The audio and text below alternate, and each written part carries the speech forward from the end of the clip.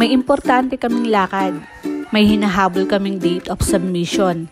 Monday to Friday lang pwede, kaya kahit na may pasok si Papa, kailangan niya akong ipag-drive.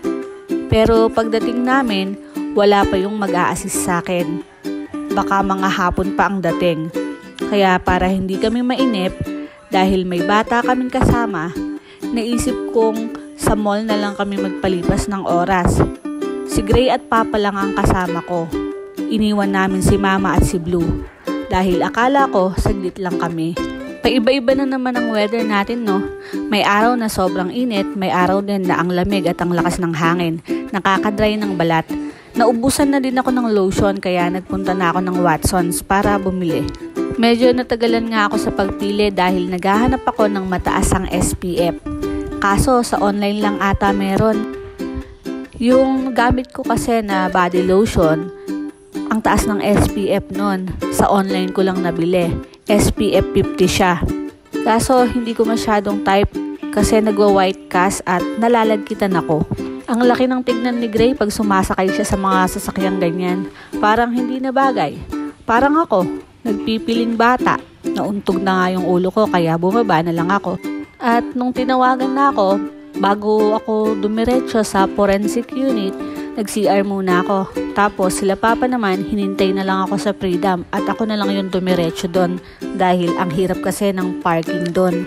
Nung pauwi nga kami, tabi-tabi yung mga nagtitinda ng pagkain. Namiss ko tuloy kumain ng street foods. Gusto ko nga sanang bumaba at bumili. Kaso, ang hirap mag-stop dyan sa gawin ng Freedom. Sobrang traffic dahil natapat sa uwian ng mga estudyante. At nung pauwi na nga kami, dahil nalaman ko yung pwesto ng Pormace dito sa Cabanatuan, nag-drop by ako ng 2 halo-halo. Pero ang gustong gusto ko talagang bilhin, yung 3 for 100 nilang leche plan. Kaso wala. Last February ko pa nga trinatry na bumili, lagi na lang sold out. 2 beses ko nang trinay sa branch nila sa Santo Domingo dahil nagagawi kami doon kaso laging ubos eh. Kaya halo-halo na lang. Tapos nung dumating na kami sa bayan namin, bumili lang ako ng gamot ni Gray at Blue sa ubo. Dahil malapit nang maubos yung tinitake nilang gamot.